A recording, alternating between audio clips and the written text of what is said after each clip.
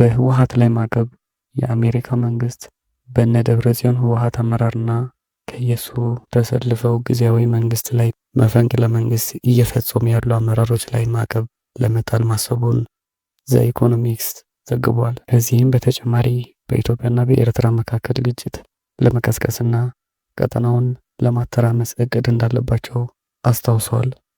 የህወሓት ቡድን ከኤርትራ ጋር በመሰለፍ የአብይ አህመድን መንግስት ለመጣል ጥምረት ፈጥረዋል ያለ ሲሆን ዶክተር ደብረጽዮን ከኤርትራ ጋር ግንኙነት የለኝም ሲሉ አስተባብለዋል።